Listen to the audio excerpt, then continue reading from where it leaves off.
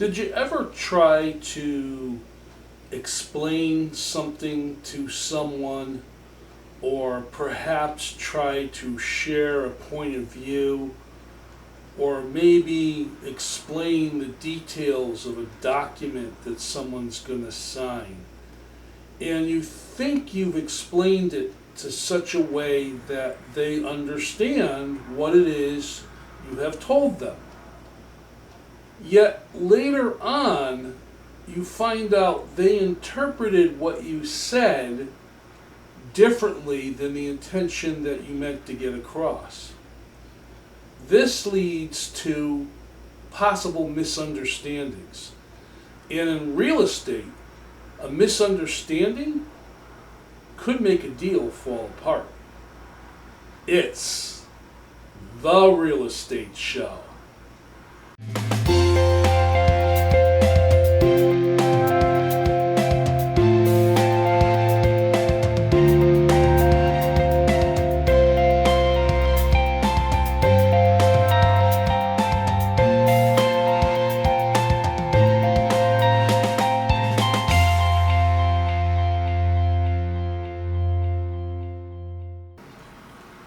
Welcome to the Real Estate Show. My name is Rick Naples. I am the owner-broker of Zone Realty LLC. You zone your home. Licensed here in the state of Connecticut.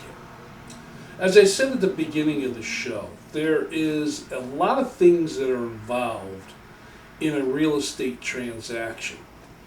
And of course, there's going to be documents and forms.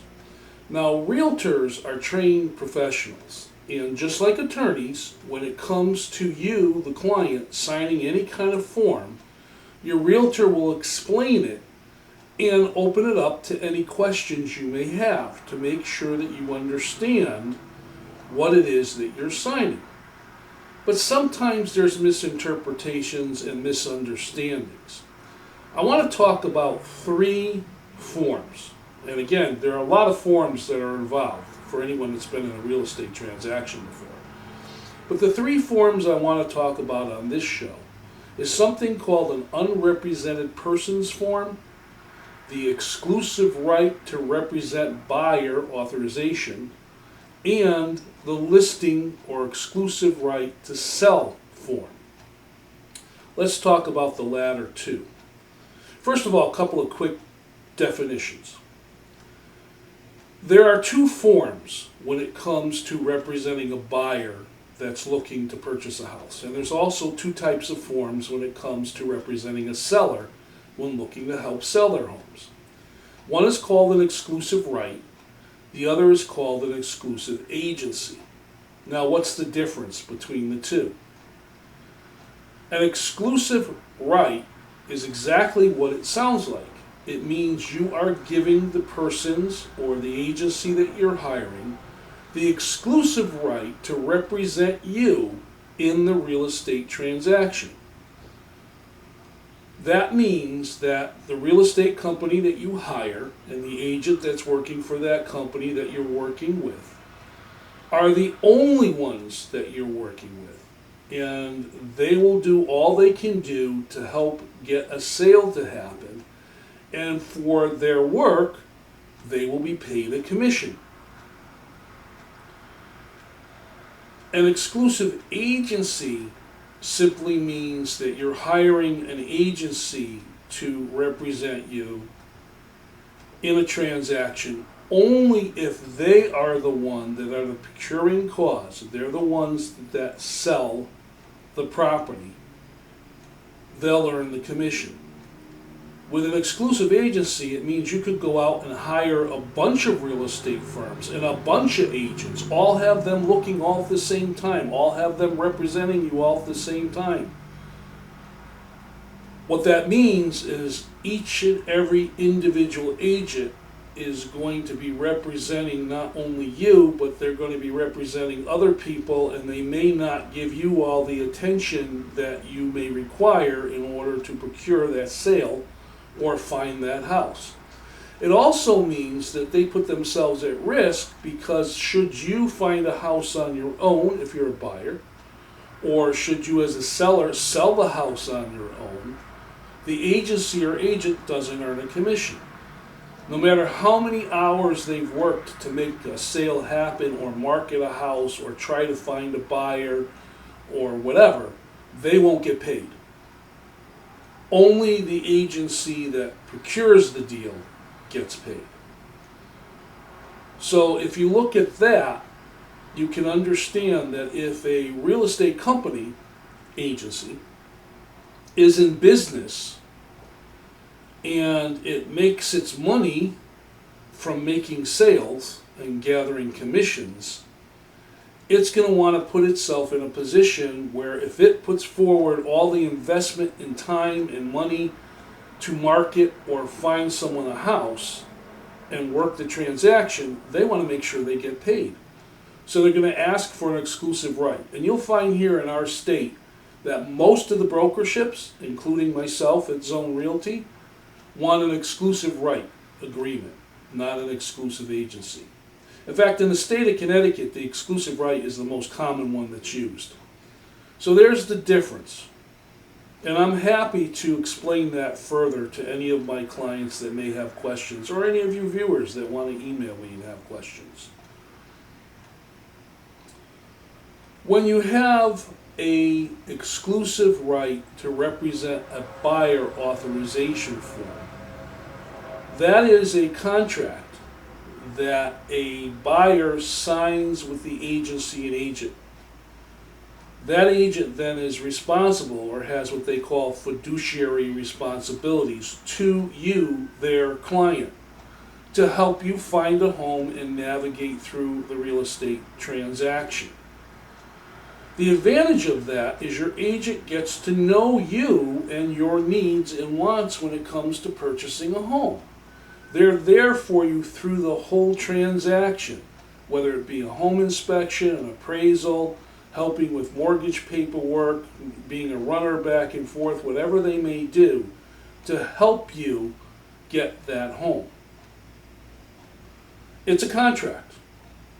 Now, what some people don't understand is that when you hire an agency, when you're working with an agent under an exclusive right, you're saying that I am going to work with you exclusively, and I am guaranteeing you that should you accomplish what we want to accomplish, purchase a home,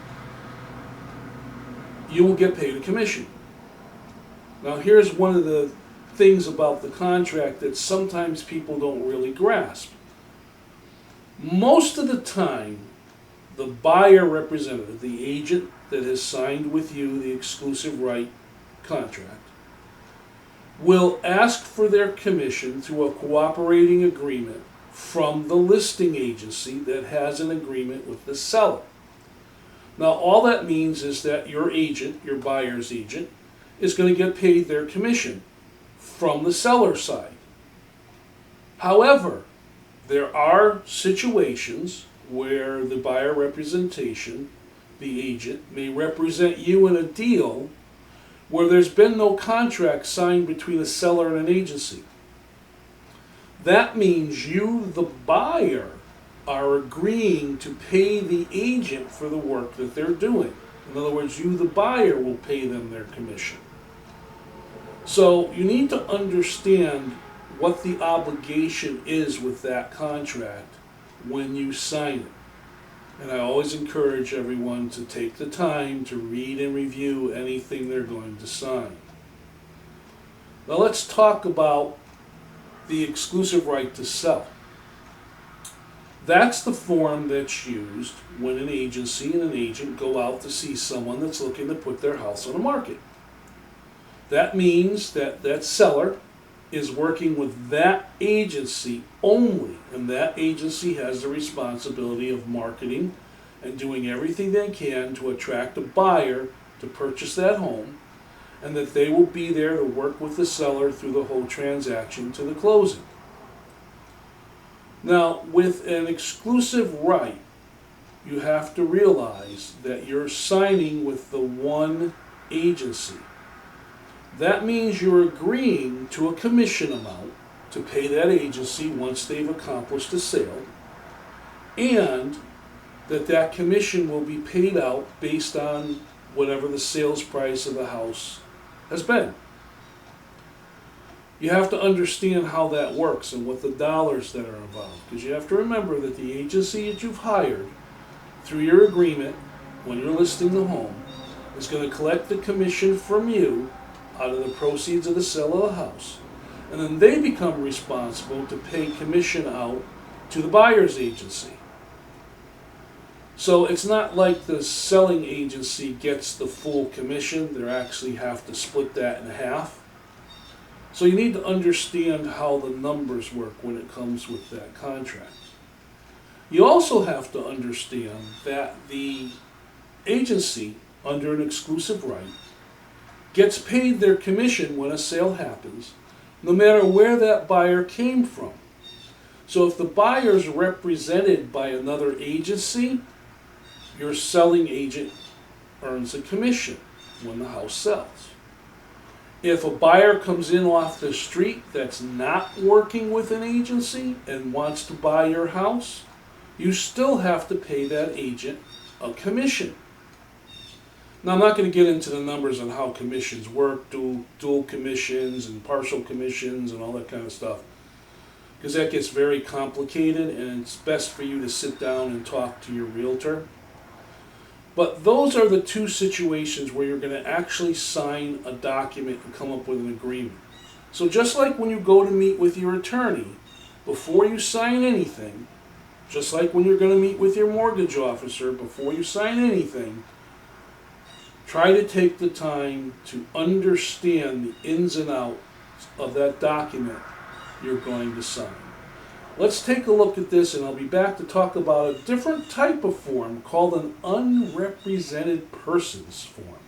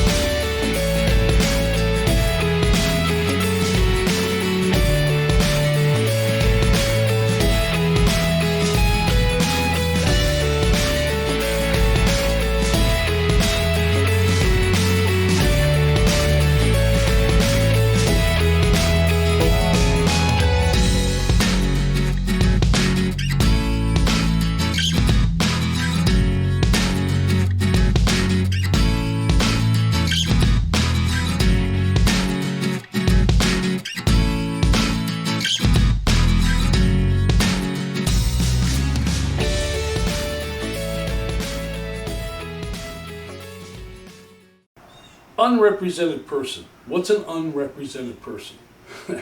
Well, that is someone that is not working with an agency. In other words, they haven't signed an agreement with an agency. It usually comes into play for someone that's looking to buy a house. In other words, they have not hired a real estate agency and an agent to help them find a home, procure a sale, and work through the real estate transaction to the closing. They've decided they're going to do that all on their own. So they're unrepresented. The way I always relate it to someone, it's as if you have a lawsuit against yourself and you decide to go to court and not hire an attorney or get representation. You're going to represent yourself. Most cases, it's not the smart thing to do because you're not the professional. You don't have the training or the education. But some people do it. In the case of an unrepresented persons form, you usually see that form presented to you when you go to an open house. When you go to an open house, that is a house that's been put on the market, that the seller's looking to sell. There's an agency under an exclusive right that's looking to market it.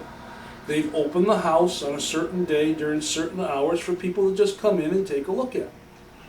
There's usually a disclosure sign. The disclosure basically tells you who does what. And the disclosure sign will usually say, we represent the seller, not the buyer. However, if you like representation, we can talk about it. So you have to understand when you go to an open house, the agent that's there is representing the seller. So sometimes they won't answer questions for you that you want answered because they need to protect their seller. They're not trying to be dodgy or avoid questions. There's just certain questions that they're not allowed to express to you because they don't represent you. They have to protect the seller. They'll ask you if you're not represented and you don't have an agent if you want to be. And then that's where the exclusive right to represent the buyer authorization comes into effect. But they'll put out that unrepresented person, and that unrepresented person is there on display. It's there for you to sign. It is not a contract. It basically is an acknowledgement that you are giving the agent that you are aware that they represent the seller and not you. It also has that phrase in it that says, should you want representation, it is available. And then you flip over to the other form. Let's take a moment to watch this little presentation, and I'll be back with some final thoughts.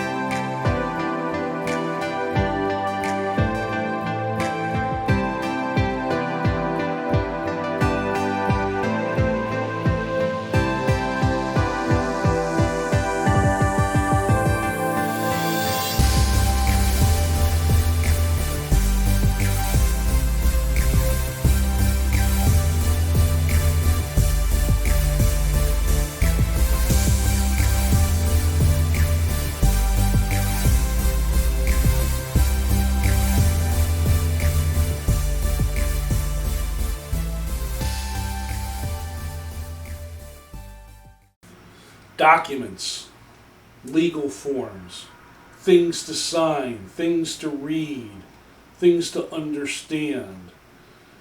Misunderstandings happen when you don't take the time to read something that you're signing. Misunderstandings also happen when you don't communicate well, both with your agent and with possibly your partner. I've told a story on the real estate show where one time I went out with a person, showed them several houses. She found the house that she liked. She brought her husband in. He was not attending the showings with us because he worked, and he could not. And she wanted to go out during the day hours. And she was all excited about the house. We went out, we looked at the house. She brought her husband in. He came out, he looked at the house. She wanted to make an offer, and he says to her, I don't like it. Turned out that it was a raised ranch style house, and he did not like raised ranches. She loved it. He did not like it. They failed to sit down as a couple and talk about the kinds of houses they wanted to buy. It was the first time she heard from her husband he didn't like raised ranches. And I had spent a few weeks out with her, showing her many raised ranches. We could have saved a lot of time had there been a communication between the husband and wife. Now I tell that story because sometimes there's misunderstandings or miscommunication when it comes to negotiation. Once you've found a home to buy and the seller has the home listed for sale, you'll do a home inspection. And you're going to negotiate on certain items you may want the seller to attend to before you close on the home. It's very important that the seller and the buyer and the seller's agent and the buyer's agent all understand what it is that's being negotiated on and come to an agreement. So there's no misunderstandings. Many realtors will tell you that a buyer will go into a home and whatever a buyer sees, that's what they assume is going to go along with the sale of the home. The washing machine and dryer, for instance. The refrigerator, the stove, for instance. Maybe a lawnmower, riding lawnmower tractor in the garage, snow blower, and so on and so forth. So you can't assume that the seller is going to leave all that stuff in the sale of the house. And if you're going to negotiate on something that needs to be repaired, you have to make sure that it's done correctly and that there's evidence that that thing has been repaired. So more documentation comes into play. And that documentation is an agreement of what needs to be done. There's also a form that shows you exactly what's conveying, in other words, what's going with the sale, so that everybody's on the same page. You avoid miscommunication, and you avoid a misunderstanding.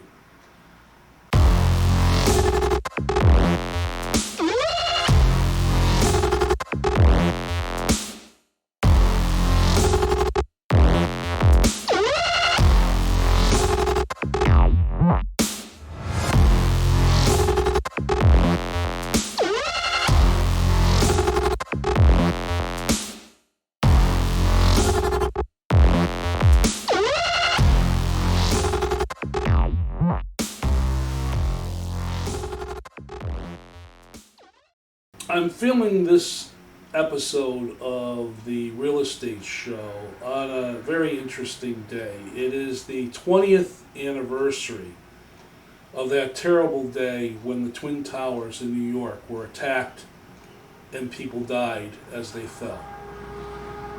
It's a day of remembrance.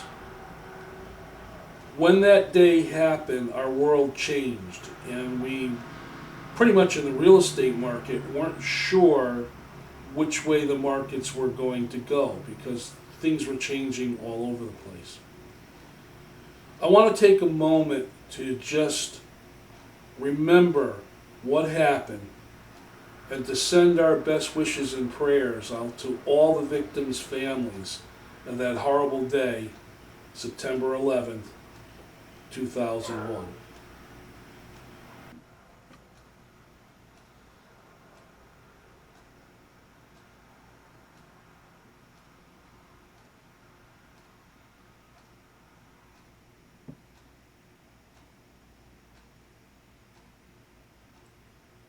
My name is Rick Naples, and this has been The Real Estate Show. I thank you very much for watching. I'll see you next time.